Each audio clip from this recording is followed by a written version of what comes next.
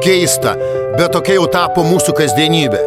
Aplink tiek daug žmonių, draugų, pažįstamų, net artimųjų, tačiau tikrasis jų veidas pasimato tik tada, kai tau sekasi, arba kai nesiseka. Kai pasidalini džiaugsmu, kai pasieki kažką, kai stengiesi, kai džiaugiesi, tyla. Nei vieno žodžio, nei vieno paspausto patinka, nei vieno paprasto šaunu. Jie mato, bet apsimeta, kad nemato, nes jiems skauda ne dėl tavęs, o dėl to, kad tau sekasi. Bet vos tik paslysti, vos tik tau kažkas nepasiseka, vos tik pasidalini skausmu, iš visų pusių pasipila dėmesys.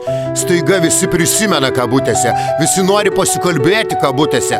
Ne dėl to, kad nuoširdžiai rūpėtų, o todėl, kad nori sužinoti, kodėl tu kenti, kas tau nutiko, vien tik tam, kad galėtų tą istoriją perduoti toliau. Dar šiek tiek pagražindami, dar šiek tiek pridėdami savo interpretacijų. Tokie žmonės gyvena ne tam, kad džiaugtųsi kitų laimę, o kad rastų pretekstą kalboms. Jie tylūs stebėtojai tavo gyvenimo, kurie seka tave internete ne dėl to, kad jiems rūpi, bet dėl to, kad laukia, kada suklupsi. Jie niekada nepaklaus, kaip tau sekasi, kol neturės progos paklausti, kas nutiko.